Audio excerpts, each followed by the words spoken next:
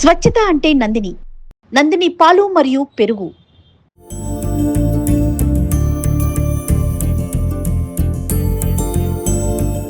వేసవికాలం అంటే మామిడికాయల సీజన్ అందరికీ తెలుసు. మామిడికాయల సీజన్ అంటే చెట్లకి మోస్ట్‌లీ విజయవాడ అంటే నూజివీడు దగ్గర ఉంటుంది కాబట్టి రసాలు ఎక్కువగా దొరుకుతాయి.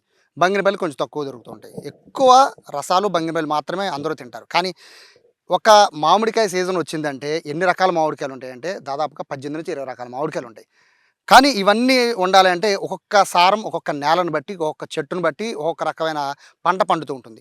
కానీ ఈ స్టోరీలో మిమ్మల్ని ఆశ్చర్యపరిచే ఒక ఇంట్రెస్టింగ్ విషయాన్ని మీ దగ్గర తీసుకొచ్చాను. అదేంటంటే ఒక చెట్టుకి 18 రకాల మామిడి పళ్ళు కాస్తూ ఉన్నాయి. నాకే చాలా ఆశ్చర్యం అనిపించింది ఈ స్టోరీకి వచ్చినప్పుడు. ఒక్క చెట్టుకి 18 రకాలు ఎలా కాస్తాయనేది. బేసిక్‌గా రసాలు పండే చెట్లు వేరుంటాయి. బంగినపల్లి చెట్లు పండే వేరుంటాయి. చిన్న రసాలు వేరుంటాయి. పెద్ద రసాలు వేరుంటాయి. చాలా రకాలుంటాయి. కానీ నా వెనకాల కనబడుతుంది కదా! ఈ ఒక్క చెట్టుకి 18 రకాలు, ఒకే ఒక్క చెట్టు 18 రకాల మామిడికాయలు కాస్తున్నాయంటే నిజంగా చాలా చాలా గొప్ప విషయం. ఈ ఫార్మర్ ఎవరంటే ఇదిగోండి స్క్రీన్‌లో కనబడుతున్నారు కదా! ఈయన పేరు లక్ష్మణ్. ఈయన ఎంఎస్సీ చేసి బీఈడీ చేశారు. ఈయన చదువు పైన ఉన్న ఇంట్రెస్ట్‌తో లెక్చరర్ కూడా అయ్యారు. కానీ ఇది కాదని చెప్పి కొత్త రకంగా అంట్లు కట్టడం ద్వారా మామిడికాయల్ని ఎన్ని రకాలుగా పండించొచ్చో ఆయన ప్రయోగం చేశారు. ప్రయోగం సూపర్ సక్సెస్ అయింది. దాదాపు ప్రస్తుతానికైతే ఈ చెట్టుకి మనకు కనబడుతున్నది 5-6 రకాలే. బేసిక్‌గా ప్రతి సంవత్సరం అయితే 18 రకాలు పండుతూ ఉంటాయి. అసలు ఎలా చేశారు? ఈ వ్యవసాయం ఎలా చేస్తున్నారు? ఈ చెట్టుకి ఇన్ని రకాల కాయలు ఎలా వచ్చాయి? లక్ష్మణ్ గారు ఫస్ట్ నిజంగా మీకు చాలా చాలా గ్రేట్. ఇప్పుడు దీని గురించి చెప్పే ముందు ఇక్కడ ఈ చెట్టుకి ఏవే కాయలు ఉన్నాయో చెప్పండి, చూపించండి. ప్రజెంట్ ఈ చెట్టుకి ఇవి చెరుకు రసాలండి. ఇదేమో మొక్క బంగినపల్లి, మేము నాటుకాయలు అని పిలుస్తాము లోకల్ భాషలో. ఇవేమో నూజివేడ్ రసాలు, ఇదేమో పెద్ద రసము, ఇది బంగినపల్లి. ప్రజెంటు ఈ చెట్టుకి 5 రకాలు కాసినాయండి. మొత్తం ఈ ఈ చెట్టు ఒక సంవత్సరం వయసు ఉన్నప్పుడు 18 రకాలు కొమ్మలు మా లోకల్ ఏరియాలో అవైలబుల్గా ఉన్నటువంటి 18 రకాల కొమ్మలు తెచ్చి దీనికి గ్రాఫ్టింగ్ చేసాము. అప్పుడు ఒక ఇంట్రెస్టింగ్గా చేసాము, అసలు ఒక చెట్టుకి ఇన్ని రకాలు కాపించగలమా లేదా అని. అంటుకట్టిన రెండో సంవత్సరం లైట్గా కొన్ని రకాలు వచ్చినాయి. మూడో సంవత్సరం అన్ని రకాలు రావటం ప్రారంభించినాయి. నాకు చాలా సంతోషం అనిపించింది. అలా ఒక చెట్టుకి ఇన్ని రకాల కాయలు కాస్తాయి అనేది నా నేను ప్రయోగంగా చేసి నేను అసలు మామూలు కట్టాను అసలు ఎలా ఉంటుందని. మూడో సంవత్సరం నాకు మంచి ఫలితాన్ని ఇచ్చింది. నాకు చాలా సంతోషం అనిపించింది. బేసిక్‌గా మాకు తెలిసి ఒక్క చెట్టుకి ఆ సారాన్ని బట్టి ఒక కాయ అంటే ఒక రకమైన కాయ కాస్తుందని తెలుసు. మీరు అంటే ఈ ప్రయోగం చేయకముందు మీకు ఐడియా ఉందా ఇన్ని రకాలు కాస్తాయని? నేనేంటంటే నేను ఎంఎస్సి బీఈడీ చేశానండి. నాకుండా సైన్స్ నాలెడ్జ్తో ఏం చేశానంటే ఈ ప్లాంట్స్ గురించి చదువుకొని ఇక్కడ జనరల్గా ఇప్పుడు ఈ ఆకు ఉందనుకోండి, ఇది ఫోటోసింథసిస్ ద్వారా ఆహారాన్ని తయారు చేసుకొని చెట్టుకి, కాండానికి, వేర్లకి, ఫ్రూట్స్కి అందించుతుంది.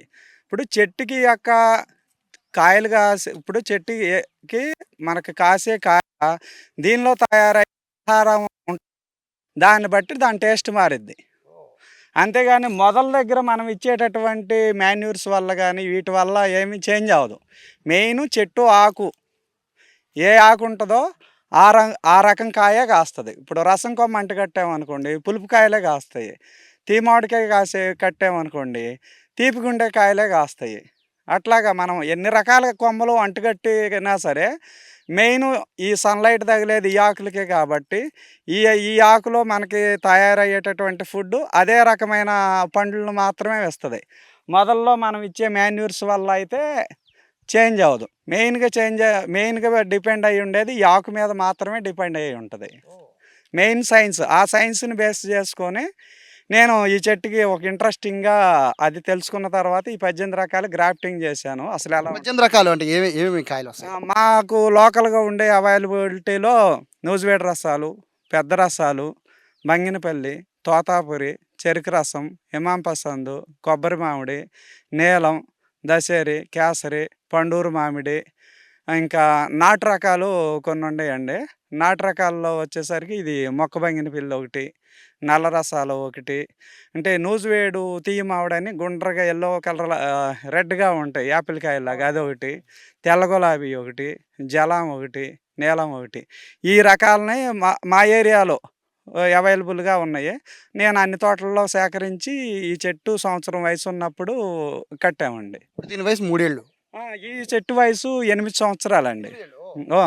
ఈ చెట్టుకి 1 సంవత్సరం వయసు ఉన్నప్పుడు కట్టాను దీనికి. ఎన్ని సార్లు పూతొచ్చింది అట్లా? 18 రకాలు ఎన్ని సార్లు వచ్చింది పూత? మొదటి సంవత్సరం ఆ చెట్టు గ్రో అవ్వటానికి సరిపోయిందండి. రెండో సంవత్సరం కట్టిన మూడో సంవత్సరం నుంచి నేను ఒక 12 రకాల దాకా రావటం గమనించాను. 12, 15 రకాల దాకా. 18 అయితే పూర్తిగా రాలేదులెండి. 12-15 రకాల దాకా వచ్చినియి. ఈ సంవత్సరం వాతావరణ పరిస్థితులు అనుకూలించగా చాలామంది రైతులు మామిడి పంట నష్టపోయి ఉండారు. అయినా సరే ఈ చెట్టులో మనకి 5 రకాలైతే వచ్చినియి ప్రెజెంట్. బంగినపల్లి, చెరుకు రసం, చిన్న రసం, పెద్ద రసం, మొక్క బంగినపల్లి. ఈ రకాలైతే ప్రెజెంటు వచ్చినియి. నాకు చాలా సంతోషంగా ఉంది. అసలు మామూలుగా ఇప్పుడున్నటువంటి వాతావరణ పరిస్థితుల్లో రైతులకి కాయలనేదే కాయకుండా పోయినా, మనకి ఈ 18 రకాల చెట్లు కనీసం 5 రకాలు కాసినియి. అంటే ఈ ఏరియా ఆగిరిపల్లి అంటేనే రసాలు, అవునండి. మామిడికాయలకి ఫేమస్. అవును. మీరు ఈ ప్రయోగం చేశాక మీ ఫ్రెండ్స్ గానీ, తోటి రైతులు గానీ వాళ్ళందరూ ఏమన్నారు? నేను ఈ ప్రయోగం చేసినప్పుడు 2018లోనే అప్పుడు మన జిల్లాకి కలెక్టర్ గారు, లక్ష్మీకాంతం గారు ఉండేవాళ్ళు. ఆ సార్ గారే వచ్చి విజిట్ చేశారు. దీని గురించి తెలుసుకొని చాలా బాగా అప్రిషియేట్ చేశారు. ఆ సమయంలో చాలామంది రైతులు ఈ ఫీల్డ్ విజిట్ చేయటం జరిగింది. అప్పటి నుంచి నన్ను ఒక ఆదర్శంగా తీసుకొని చాలామంది రైతులు మా గ్రామంలో ప్రకృతి వ్యవసాయం చేయడానికి ముందుకొచ్చారనమాట.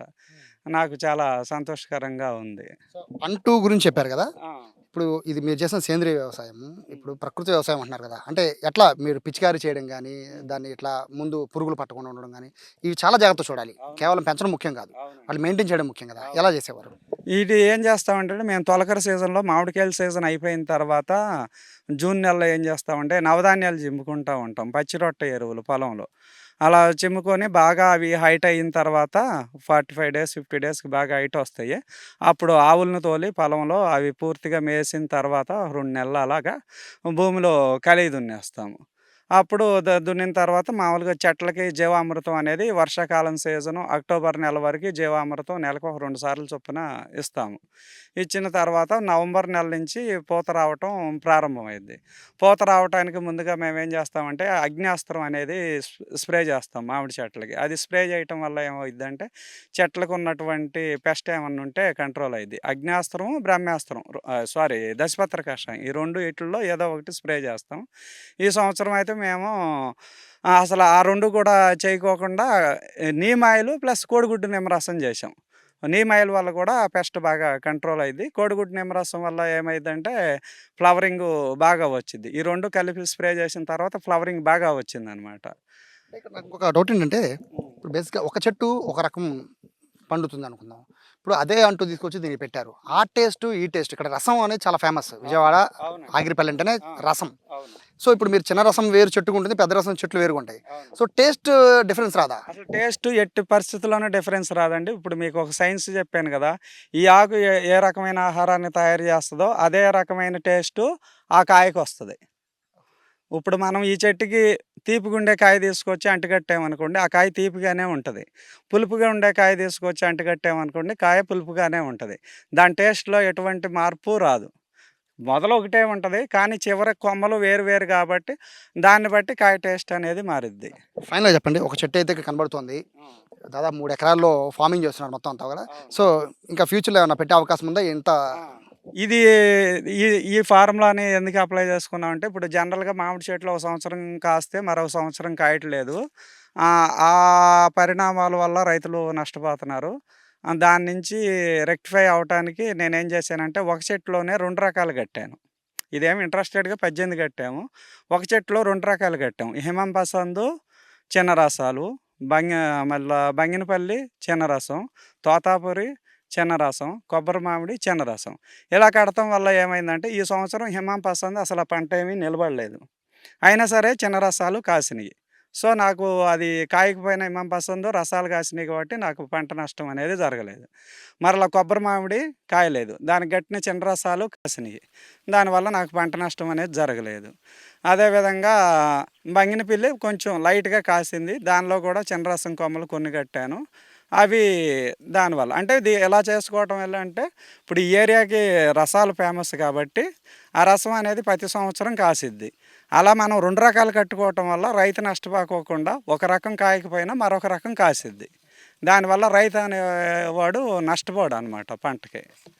సో ఇక్కడ పూర్తిగా దెబ్బతింది. ఈ ఈ మొన్న వచ్చిన ఈదురు గాలికి పూర్తిగా పంట నష్టపోయింది.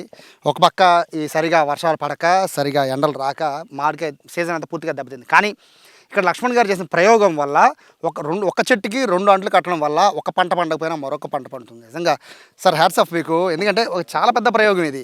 చూడడానికి చాలా చిన్న చెట్టు ఇది, మామిడికాయ చెట్టు. పెద్ద పెద్ద చెట్లు ఉంటాయి, బట్ చాలా చిన్న చెట్టుకే ఇన్ని రకాల మామిడికాయలు కాస్తున్నాయంటే ఈయన చేసిన ప్రయోగం నిజంగా చాలా చాలా గొప్ప విషయం.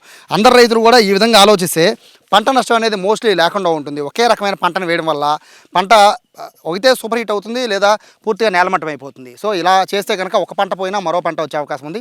నా వెనకాల కనబడుతున్న ఈ చిన్న చెట్టే దాదాపుగా 15 నుంచి 18 రకాల మామిడికాయలు అందిస్తుంది. అంటే నిజంగా గొప్ప విషయం. లక్ష్మణ్ గారు లాంటి వారిని స్ఫూర్తిగా తీసుకుని మిగిలిన రైతులు కూడా ఇదే విధంగా ఆచరిస్తే కనుక మరిన్ని ఇటువంటి ప్రయోగాలు అయితే చేసే అవకాశం ఉంటుంది. సో ఇది ఆగిరిపల్లిలో ఉన్న ఈ విచిత్రమైన మామిడి చెట్టు పరిస్థితి. కెమెరా పర్సన్ కృష్ణతో సాయి, సుమన్ టీవీ, ఆగిరిపల్లి నుంచి.